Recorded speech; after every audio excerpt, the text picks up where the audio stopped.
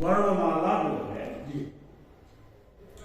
वह इसका मूल ओरिजिन है जी पाणिनि का अष्टाध्यायी।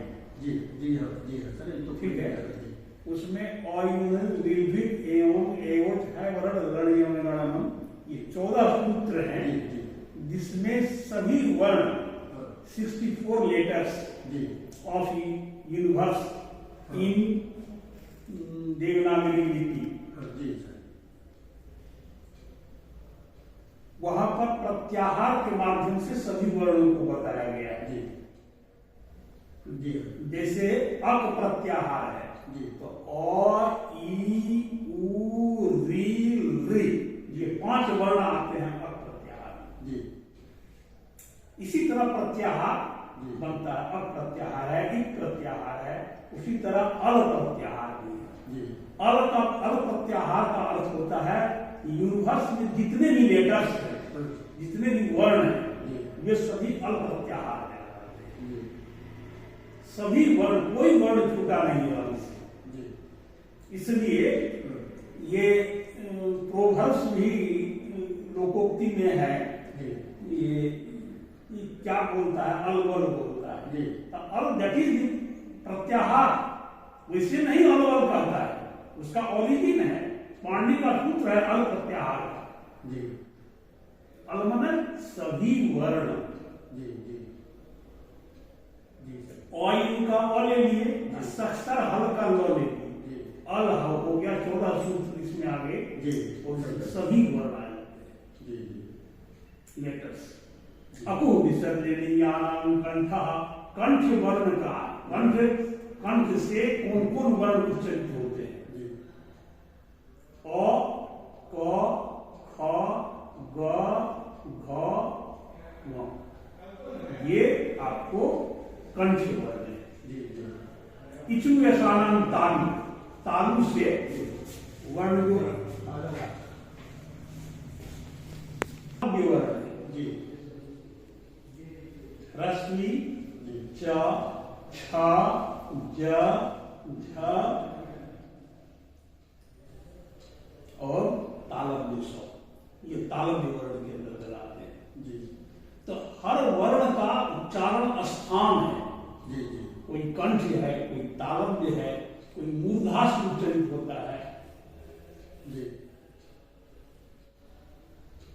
तो ये सर जैसे आपने कहा क ख ग घ ङ, हम लोग अंगा बोलते हैं, होता, अंगा नहीं होता। ङ तो और जैसा जैसा इया ऐसे हम लोग पढ़े, तो इया नहीं बोलते, क्या बोलते हैं या इया।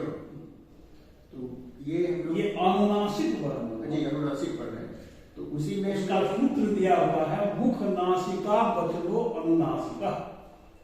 मुख और नाक दोनों के मिश्रित जी जी जो वर्ण उत्पन्न होते हैं, दोनों से जिनका उच्चारण होता है वे अनुनासिक वर्ण कहलाते हैं। यम गणनम, ये अनुनासिक वर्ण है। जी जी ऋतुरसानंदनता जी ल है, तवर्ग जितने हैं त थ द ध न, ये दंत वर्ण है। जी जी बिना दांत का उच्चारण नहीं होगा इसका। जी कई लोग तो सर अभी जैसे हम किताब पढ़ रहे थे, इसमें इग्नू वाला किताब पढ़ रहे थे, तो उसमें जो हम लोग तवर्गी दंत्या जो बोल रहे हैं, दांत से उच्चारण वाला, उसको आजकल कहता है वर्त्यना। क्या कहा? वर्त्यना, जैसे दांत तो दांत हुआ, दांत के अंदर का जो भाग है सॉफ्ट पार्ट, उसको वर्त्य एल्व्यूलर बोलते हैं। उस पर वो ये करता है। खैर अपना विद्वता अलग अलग बात है, तो उसको उस पर तो नहीं करना लोग, लेकिन किताब में देखे तो बोला कि हो सकता है बात करते होंगे, वो द्रविडियन साउंड में उन लोग ऐसे होता है। खैर कुछ बात नहीं, तो होता है। तो हम लोग यहाँ सर जैसे हिंदी में ख ये साउंड नहीं है, ये हिंदी में, संस्कृत में भी ख बोल के नहीं, उर्दू में फिर अरबी में है, ये बोलता है। तो हम लोग यहाँ ख र और ह इसका उच्चारण है। और एक हम लोग संस्कृत में शायद विकारी कुछ बोला जाता है, विकारी होता हाँ, है, तो वो आधा एस की तरह, आधा एस की तरह होता हाँ, है।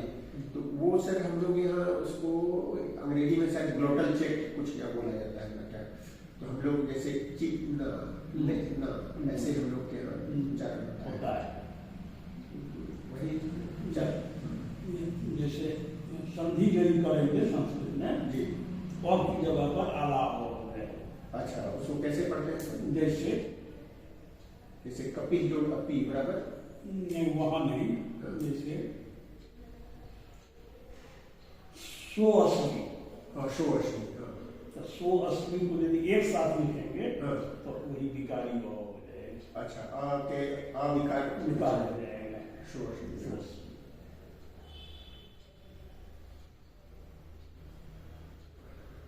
ये तो वेदाचारी लोग जो लिखते हैं उसमें बहुत सारा चीज, तो एक बार एक श्रीमती इंदिरा गांधी का जो ये हो रहा था, बैरियल हो रहा था, अग्नि दिया जा रहा था, तो साउथ के ब्राह्मण सारे में थे और जब मंत्रोच्चारण कर रहे थे, मंत्रोच्चारण तो बहुत प्रभावशाली था, लेकिन वो हाथ को हिला रहे थे सर, उसको कभी ऐसे कर रहे थे। वो है उदात्त अनुदात्त स्वरित जी, उस स्वर को बतलाने के लिए हस्त स्वर अलग होता है और कंठ स्वर अलग होता है।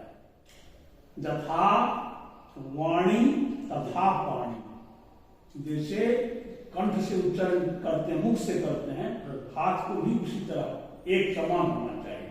अच्छा, जैसे हरे ओम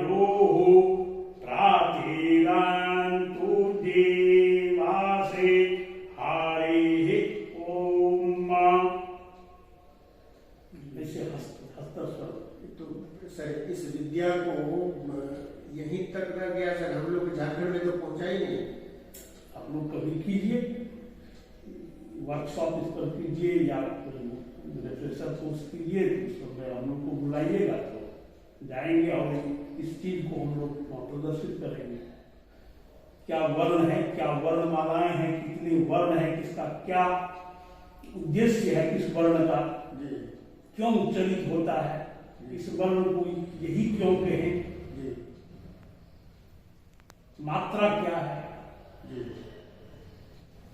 एक मात्रिक होता है हर्ष, द्विमात्रिक होता है दीर्घ, त्रिमात्रिक होता है प्लुत, एक मात्रो है हर्षवा द्विमात्रो दीर्घ त्रिमात्रस्तु प्लुतो गेयो व्यंजन चार मात्रिक, व्यंजन वर्ण जो होती है उसकी मात्रा आधी होती है, व्यंजन की मात्रा आधी होती है। अच्छा, आधी। आप लेकिन मात्रा पहले समझे तो एक मात्रिक कितना समय रहा जी, एक मात्रिक समय होता है कितना होता है? पलक की गिरने में जितना समय लगता है, आंख की पुतली ये इसको पलक को गिरने में जो समय लगता है तो उसको निमेष कहते हैं संस्कृत। निमेषो मात्रा का रहा, एक मात्रा का समय, एक निमेष को गिरने में जो समय लगता है निमेष, इसको निमेष कहते हैं। पलक कहता है कि इससे भी नहीं समझेंगे आप तो दूसरा हम उदाहरण लेकर के समझाते हैं। नीलकंठ पक्षी जो है नीलकंठ उसको उच्चरित करता है ह्रस्व में, अर्थात एक मात्रिक जी। स्वर में बोलता है। एक मात्रिक, हाँ। Cut cut cut cut cut cut. जी, कट कट, हाँ, नीलकंठ, हाँ। नीलकंठ। द्विमात्रिक में कौन बोलता है? तो वायसा, कौवा, कौवा, काव, काव, दुमात्रिक समय लगता है। त्रिमात्रिक। त्रिमात्रिक कौन बोलता है? तो कुक्कुट, मुर्गा, कुकरू, कू। सर मोर को लिखा गया है सर। कुक्कुट को लिखा गया है। अच्छा, पूरा कुक्कुट सर, तो तीनों ना ठीक है। कुकरू जो है, कुक्कुट की आवाज है, हाँ जी जी। मुर्गा की आवाज है। जी। तो ये त्रिमात्रिक। त्रिमात्रिक में। तो ये इंस्टांस एक एक प्रकृति के एक एक पक्षी को बता करके बताया है। आप ऐसे नहीं समझते, कैसे समझिए? जी, सर हम लोग यहाँ जो अंतर जो है, हम लोग तो हिंदी पढ़े सर, संस्कृत हम लोग स्कूल तक पढ़े हैं। वही कीजिए वर्कशॉप। जी। तो सर आपका हम लोग ये अगर मोबाइल नंबर मिल जाए तो हम लोग आपसे संपर्क करेंगे सर। विस्तृत व्याख्यान होगा इसके। श्री विनय कुमार मिश्र एक दो दिन पहले इसमें आए हुए हैं, पहले उस पेंडिंग में थे, शिफ्ट किए हैं, कल ही किए हैं। कल ही किए सर, लेकिन पूर्ण रूप से व्यवस्थित नहीं हो पाया।